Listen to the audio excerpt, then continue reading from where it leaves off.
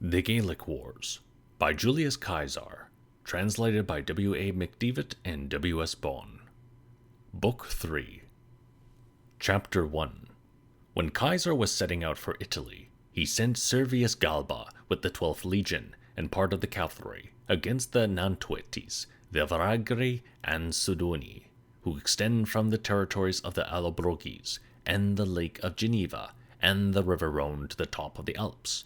The reason for sending him was that he desired that the pass along the Alps, through which the Roman merchants had been accustomed to travel with great danger and under great imposts, should be opened. He permitted him, if he thought it necessary, to station the legion in these places for the purpose of wintering, Galba having fought some successful battles and stormed several of their forts, upon ambassadors being sent to him from all parts and hostages given, and a peace concluded, determined to station 2 cohorts among the Nantuetes, and to winter in person with the other cohorts of that legion in a village of the Varagri, which is called Octodurus, and this village being situated in a valley, with a small plain annexed to it, is bounded on all sides by very high mountains.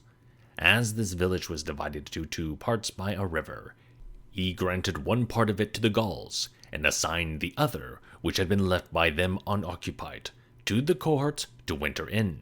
He fortified this later part with a rampart and a ditch. Chapter 2. When several days had elapsed in winter quarters, and he had ordered corn to be brought in, he was suddenly informed by his scouts that all the people had gone off in the night from that part of the town which he had given up to the Gauls, and that the mountains which hung over it were occupied by a very large force of the Sudoni and Varagri. It had happened for several reasons that the Gauls suddenly formed the design of renewing the war and cutting off that legion. First, because they despised a single legion on account of its small number, and that not quite full, 2 cohorts having been detached, and several individuals being absent, who had been dispatched for the purpose of seeking provision. Then, likewise, because they thought that on account of the disadvantageous character of this situation, even their first attack could not be sustained by us, when they would rush from the mountains into the valley and discharge their weapons upon us. To this was added that they were indignant that their children were torn from them under the title of hostages, and they were persuaded that the Romans designed to seize upon the summits of the Alps, and unite those parts to the neighboring province of Gaul, not only to secure the passes, but also a constant possession. Chapter 3. Having received these tidings, Galba, since the works of the winter quarters and the fortifications were not fully completed, nor was sufficient preparation made with regard to corn and other provisions, since, as a surrender had been made, and hostages received, he had thought he need entertained no apprehension of war, speedily summoning a council, began to anxiously inquire their opinions, in which council, since so much sudden danger had happened contrary to the general expectation, and almost all the higher places were seen already covered with a multitude of armed men, nor could either troops come to the relief, or provisions be brought in, as the passes were blocked up by the enemy, safety being now nearly despaired of. Some opinions of the sort were delivered, that, leaving their baggage and making a sally, they should hasten away for safety by the same routes by which they had come thither. To the greater part, however, it seemed best, reserving that measure to the last, to await the issue of the matter, and to defend the camp. Chapter 4. A short time only having elapsed, so that time was scarcely given for arranging and executing those things which they had determined on, the enemy, upon the signal being given, rushed down upon our men from all parts, and discharged stones and darts upon our rampart. Our men at first, while their strength was fresh, resisted bravely, nor did they cast any weapon ineffectually from their higher station. As soon as any part of the camp, being destitute of defenders, seemed to be hard pressed, thither they ran and brought assistance, but they were overmatched in this, and the enemy, when wearied by the long continuance of the battle, went out of the action, and others with fresh strength came in their place, none of which things could be done by our men, owing to the smallness of their number, and not only was permission not given to the wearied Roman to retire from the fight, but not even to the wounded was liberty granted to quit the post where he had been stationed, and recover. Chapter 5. When they had now been fighting for more than 6 hours, without cessation, and not only strength, but even weapons were failing our men, and the enemy were pressing on more rigorously, and had begun to demolish the rampart and to fill up the trench, while our men were becoming exhausted, and the matter was now brought to the last extremity.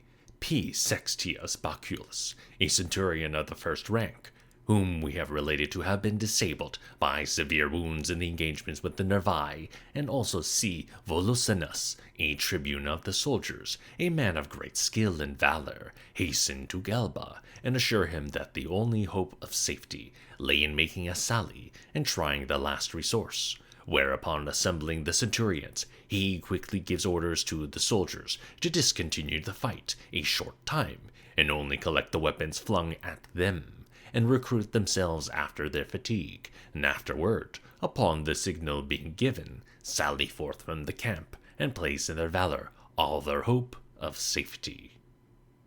Chapter 6. They do what they were ordered, and, making a sudden sally from all the gates of the camp, leave the enemy the means neither of knowing what was taking place, nor of collecting themselves. Fortune thus taking a turn, our men surround on every side, and slay those who had entertained the hope of gaining the camp, and having killed more than the third part of an army of more than 30,000, which number of the barbarians it appears and certain had come up to our camp, put to flight the rest when panic-stricken, and do not suffer them to halt even upon the higher grounds. All the forces of the enemy being thus routed and stripped of their arms, our men betake themselves to their camp and fortifications, which battle being finished, inasmuch as Galba was unwilling to tempt fortune again, and remembered that he had come into winter quarters with one design, and saw that he had met with a different state of affairs, chiefly, however, urged by the want of corn and provision.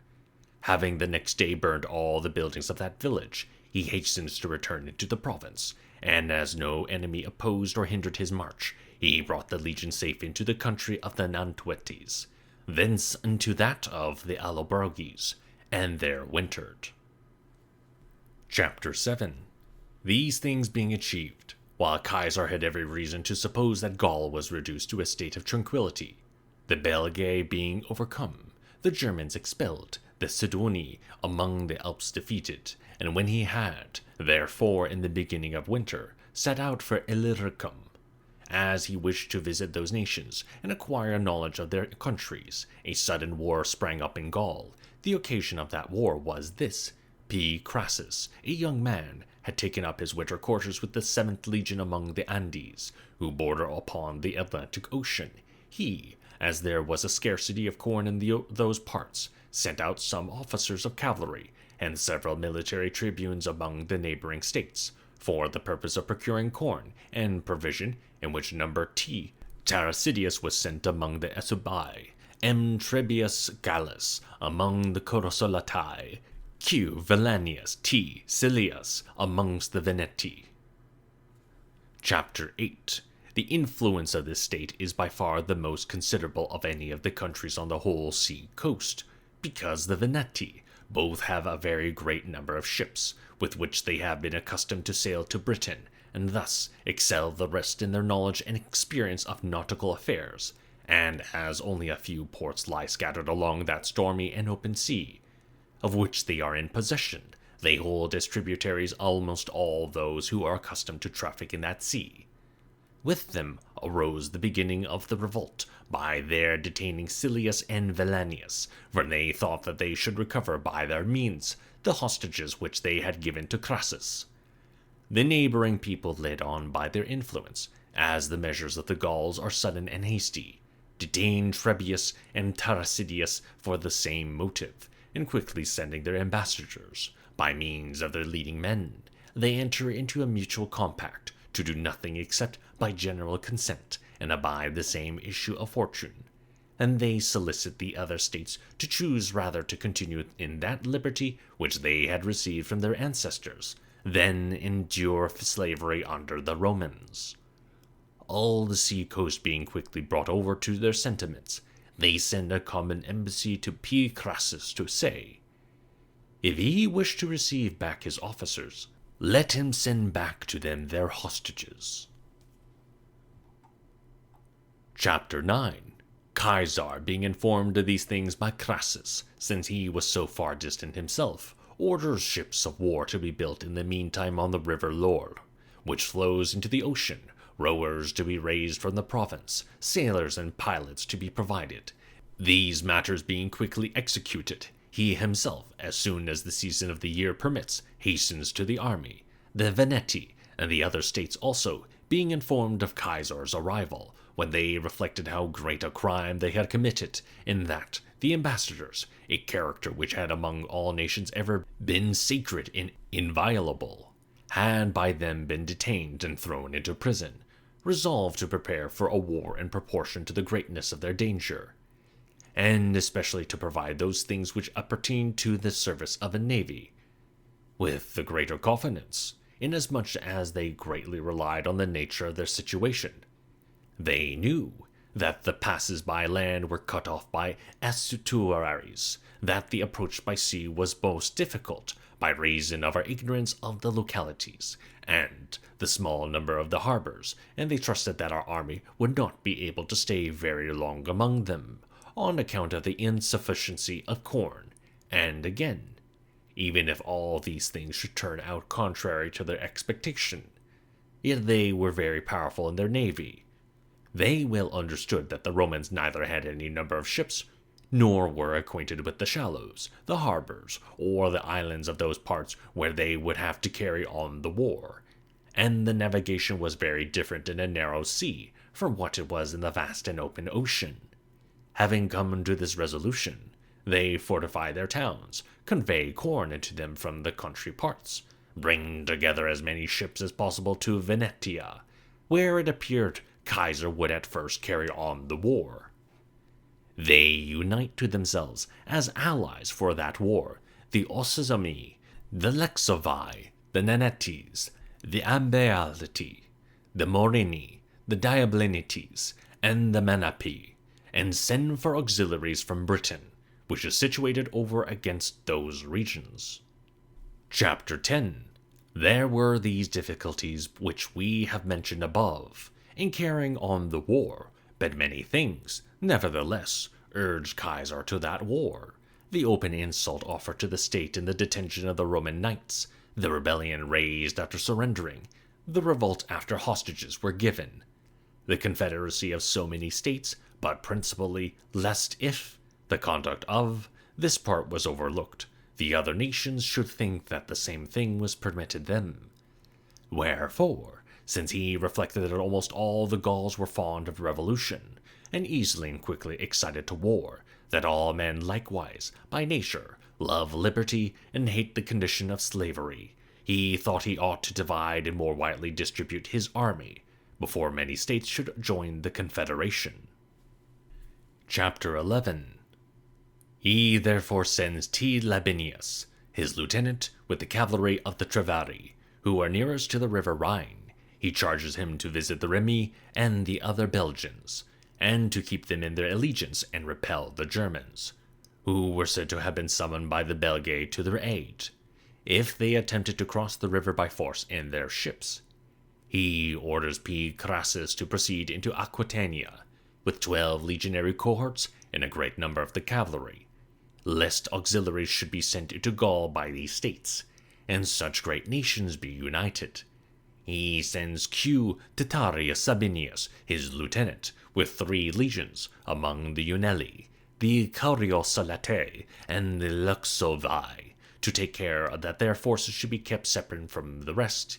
He appoints D. Brutus, a young man, over the fleet and those Gallic vessels which he had ordered to be furnished by the Pictones and the Satoni and the other provinces which remained at peace, and commands him to proceed toward the Veneti as soon as he could.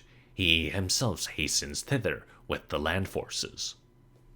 Chapter 12. The sites of their towns were generally such that, being placed on extreme points of land and on promontories, they neither had an approach by land when the tide had rushed in from the main ocean, which always happens twice in the space of 12 hours, nor by ships, because upon the tide ebbing again, the ships were likely to be dashed upon the shoals. Thus, by either circumstance, was the storming of their towns rendered difficult, and if at any time perchance the Veneti, overpowered by the greatness of our works, the sea having been excluded by a mound and large dams, and the latter being made almost equal in height to the walls of the town, had begun to despair of their fortunes, bringing up a large number of ships, of which they had a very great quantity, they carried off all their property and betook themselves to the nearest towns. There they again defended themselves by the same advantages of situation.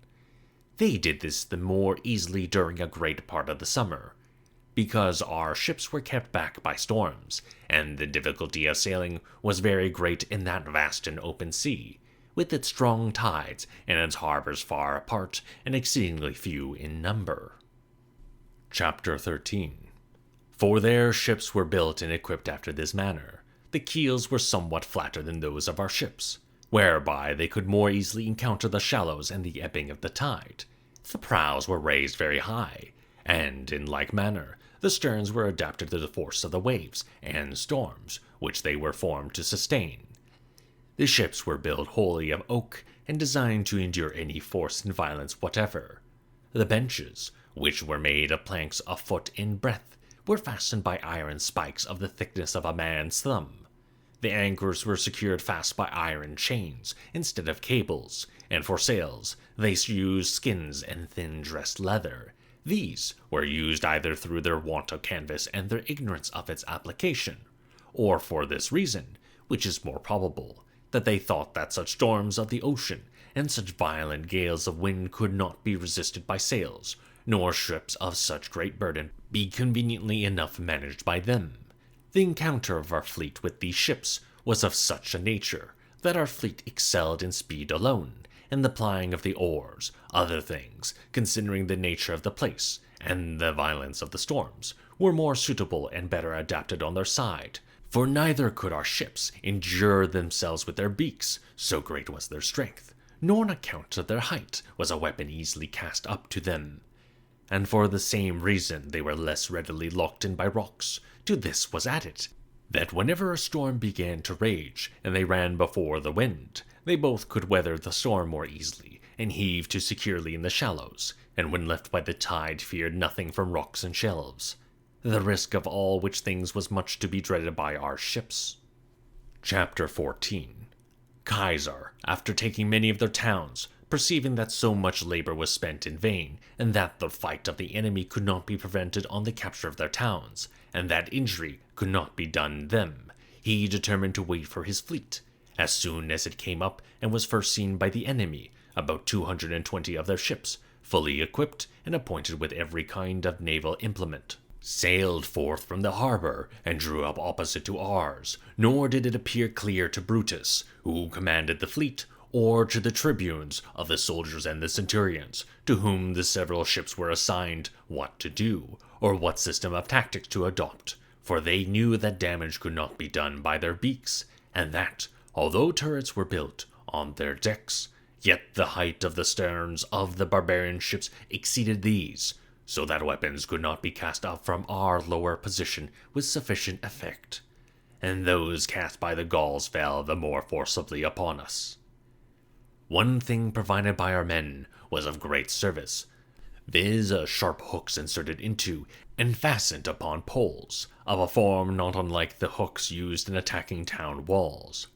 When the ropes which fastened the sail yards to the mast were caught by them, and pulled, and our vessel vigorously impelled with the oars, the ropes, were severed, and when they were cut away, the yards necessarily fell down, so that as all the hope of the Gallic vessels depended on their sails and rigging. Upon these being cut away, the entire management of the ships was taken from them at the same time. The rest of the contest depended on courage, in which our men decidedly had the advantage, and the more so. because the whole action was carried on in the sight of Caesar and the entire army, so that no act, a little more valiant than ordinary, could pass unobserved for all the hills and higher grounds, from which there was a near prospect of the sea, were occupied by our army. Chapter 15. The sail yards of the enemy, as we have said, being brought down, although 2 and, in some cases, 3 ships of theirs surrounded each one of ours, the soldiers strove with the greatest energy to board the ships of the enemy, and, after the barbarians observed this taking place, as a great many of their ships were beaten, and as no relief for that evil could be discovered, they hastened to seek safety in flight, and, having now turned their vessels to that quarter in which the wind blew, so great a calm and lull suddenly arose that they could not move out of their place, which circumstance, truly, was exceedingly opportune for finishing the business, for our men gave chase and took them one by one, so that very few out of all the number, and those, by the intervention of night, arrived at the land after the battle had lasted almost from the 4th hour till sunset. Chapter 16. By this battle the war with the Veneti and the whole of the sea coast was finished, for both all the youth and all, too, of more advanced age, in whom there was any discretion or rank, had assembled in that battle, and they had collected in that one place whatever naval forces they had anywhere. And when these were lost, the survivors had no place to retreat to, nor means of defending their towns. They accordingly surrendered themselves and all their possessions to Caesar, on whom Caesar thought that punishment should be inflicted the more severely, in order that for the future the rights of ambassadors might be more carefully respected by barbarians. Having therefore put to death all their senate, he sold the rest for slaves. Chapter 17. While these things are going on among the Veneti, Q. Titurius Sabinus, with those troops which he had received from Caesar, arrives in the territories of the Unelli. Over these people Verodovics ruled, and held the chief command of all those states which had revolted, from which he had collected a large and powerful army. And in those few days, the Alursi and the Saxovi, having slain their senate because they would not consent to be promoters of the war, shut their gates against us, and united themselves to Verodovics, a great multitude besides of desperate men and robbers assembled out of Gaul from all quarters, whom the hope of plundering and the love of fighting had called away from husbandry and their daily labor.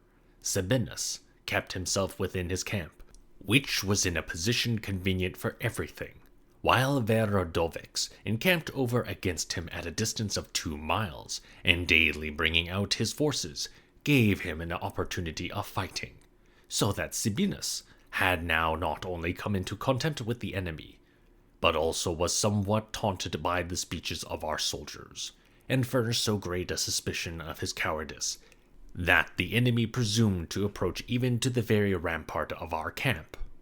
He adopted this conduct for the following reason, because he did not think that a lieutenant ought to engage in battle with so great a force, especially while he who held the chief command was absent, except on advantageous ground or some favorable circumstance presented itself. Chapter 18.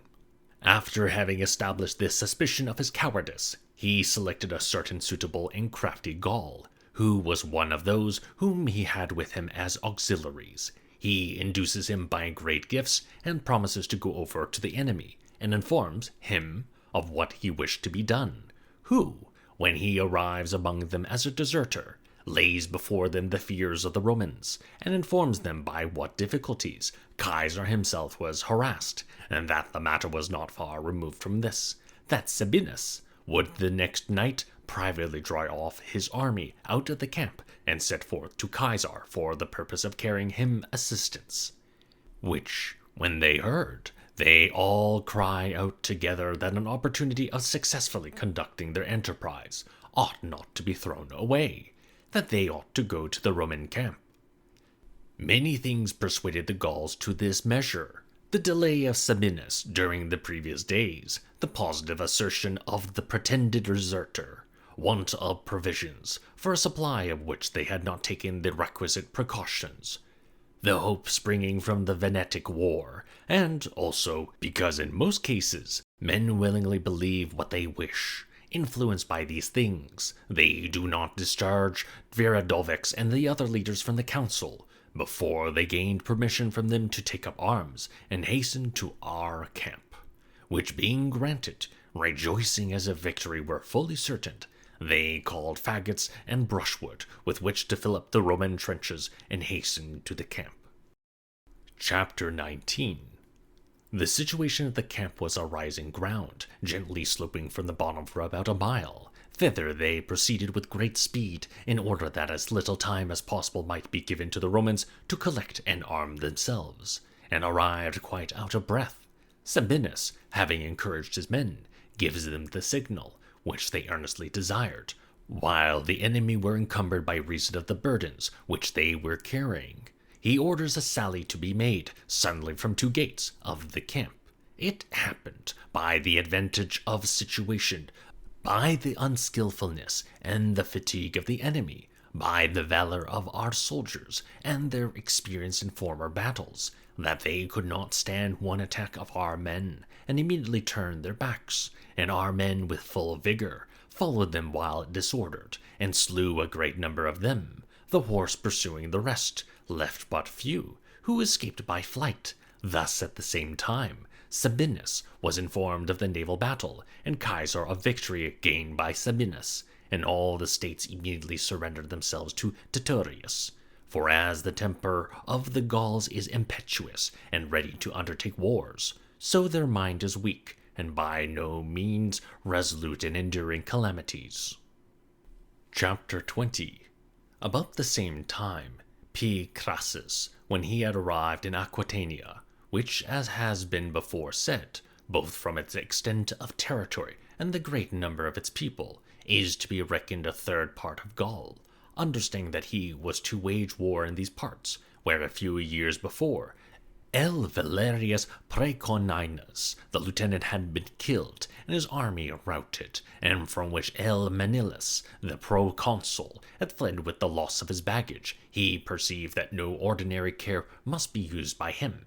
Wherefore, having provided corn, procured auxiliaries and cavalry, and having summoned by name many valiant men from Tolosa, Carcosa, and Narbo, which are the states of the province of Gaul, that border on these regions, Aquitania, he led his army into the territories of the Sotates.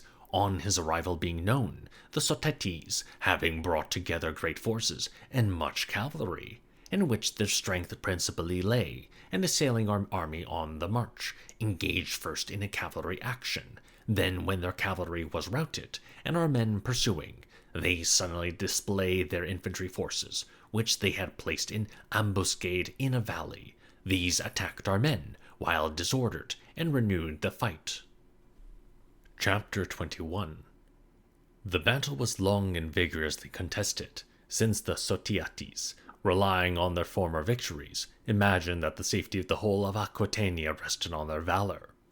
And our men, on the other hand, desired it might be seen what they could accomplish without their general, and without the other legions, under a very young commander. At length the enemy, worn out with wounds, began to turn their backs, and a great number of them being slain, Crassus began to besiege the principal town of the Sotiates on his march. Upon their valiantly resisting, he raised venae and turrets, they at one time attempting a sally, at another forming mines, to our rampart and venae, at which the Aquitani are eminently skilled, because in many places among them there are copper mines. When they perceived that nothing could be gained by these operations through the perseverance of our men, they send ambassadors to Crassus and entreat him to admit them to a surrender. Having obtained it, they, being ordered to deliver up their arms, comply. Chapter 22. And while the attention of our men is engaged in that matter, in another part, Adcontonus, who held the chief command, with 600 devoted followers, whom they call Solduri, the conditions of whose association are these. that they enjoy all the conveniences of life with those to whose friendship they have devoted themselves. If anything calamitous happen to them, either they endure the same destiny together with them, or commit suicide. Nor hitherto, in the memory of men, has there been found anyone who, upon his being slain to whose friendship he had devoted himself, refused to die. Ad cantuanos, esse, endeavoring to make a sally with these, when our soldiers had rushed together to arms, upon a shout being raised at that part of the fortification, and a fierce battle had been fought there, was driven back into the town. Yet he obtained from Crassus the indulgence that he should enjoy the same terms of surrender as the other inhabitants. Chapter 23. Crassus, having received their arms and hostages, marched into the territories of the Vocates and the Taurosates. But then, the barbarians being alarmed, because they had heard that a town fortified by the nature of the place, and by art, had been taken by us in a few days after our arrival there, began to send ambassadors into all quarters, to combine, to give hostages, one to another, to raise troops. Ambassadors also are sent to those states of hither Spain, which are nearest to Aquitania, and auxiliaries and leaders are summoned from them, and whose arrival they proceed to carry on the war with great confidence, and with a great host of men.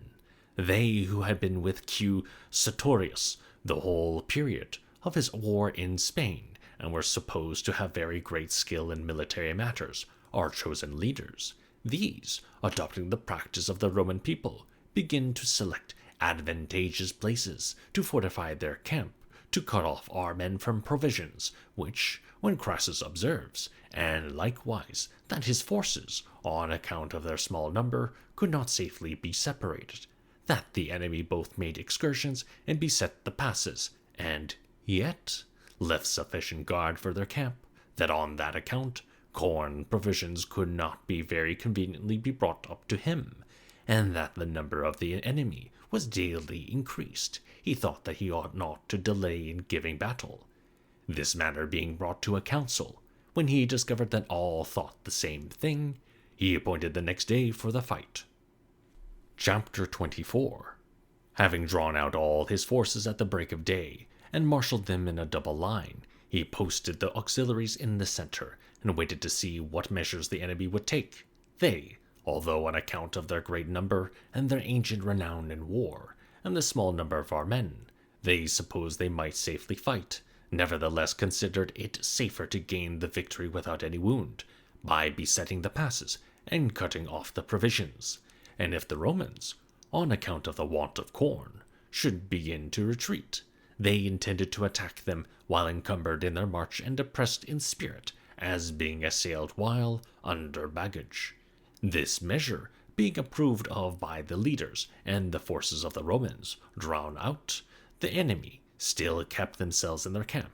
Crassus having remarked this circumstance, since the enemy, intimidated by their own delay, and by their reputation, i.e., for cowardice rising thence, had rendered our soldiers more eager for fighting, and the remarks of all were heard, declaring that no longer ought to delay to be made in going to the camp. After encouraging his men, he marches to the camp of the enemy, to the great gratification of his own troops. Chapter 25. There, while some were filling up the ditch, and others, by throwing a large number of darts, were driving the defenders from the rampart and fortifications, and the auxiliaries, on whom Crassus did not much rely in the battle, by supplying stones and weapons to the soldiers, and by conveying turf to the mound, presented the appearance and character of men engaged in fighting, while also the enemy were fighting resolutely and boldly, and their weapons, discharged from their higher position, fell with great effect. The horse, having gone round the camp of the enemy, reported to Crassus that the camp was not fortified with equal care on the side of the Decuman gate, and had an easy approach. Chapter 26. Crassus, having exhorted the commanders of the horse to animate their men by great rewards and promises, points out to them what he wished to have done. They, as they had been commanded, having brought out the 4 cohorts, which, as they had been left as a guard for the camp, were not fatigued by exertion, and having led them round by a somewhat longer way, lest they could be seen from the camp of the enemy, when the eyes and minds of all were intent upon the battle, quickly arrived at those fortifications which we have spoken of, and, having demolished these, stood in the camp of the enemy before they were seen by them, or it was known what was going on, and then, a shout being heard in that quarter, our men, their strength having been recruited, which usually occurs on the hope of victory, began to fight more vigorously. The enemy surrounded on all sides, and, all their affairs being despaired of, made great attempts to cast themselves down over the ramparts, and to seek safety in flight. These the cavalry pursued over the very open plains, and after leaving scarcely a fourth part out of the number of 50,000, which it was certain had assembled out of Aquitania and from the Cantabri, returned late at night to the camp. Chapter 27.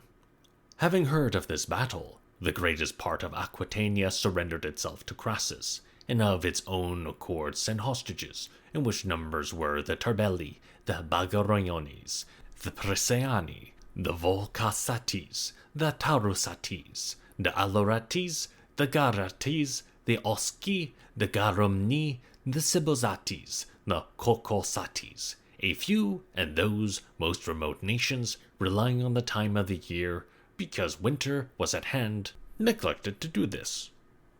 Chapter 28. About the same time Caesar, although the summer was nearly past, yet since all Gaul being reduced, the Morini and the Menapi alone remained in arms, and had never sent ambassadors to him to make a treaty of peace, speedily led his army thither, thinking that war might soon be terminated. They resolved to conduct the war in a very different method from the rest of the Gauls, for as they perceived that the greatest nations of Gaul, who had engaged in war, had been routed and overcome, and as they possessed continuous ranges of forest and morasses, they removed themselves and all their property thither. When Caesar had arrived at the opening of these forests, and had began to fortify his camp, and no enemy was in the meantime seen, while our men were dispersed on their respective duties, they suddenly rushed out from all parts of the forest and made an attack on our men. The latter quickly took up arms and drove them back again to their forests, and having killed a great many, lost a few of their own men while pursuing them too far through those intricate places. Chapter 29. During the remaining days after this, Caesar began to cut down the forests, and that no attack might be made on the flank of the soldiers, while unarmed and not foreseeing it, he placed together, opposite to the enemy, all that timber which was cut down, and piled up as a rampart on either flank. When a great space had been, with incredible speed, cleared in a few days, when the cattle of the enemy and the rear of their baggage train were already seized by our men, and they themselves were seeking for the thickest parts of the forest, storms of such a kind came on that the work was necessarily suspended, and, through the continuance of the rains, the soldiers could not any longer remain in their tents. Therefore, having laid waste all their country, and having burned their villages and houses, Caesar led back his army and stationed them in winter quarters among the Alurci and Luxovi, and the other states which had made war upon him last.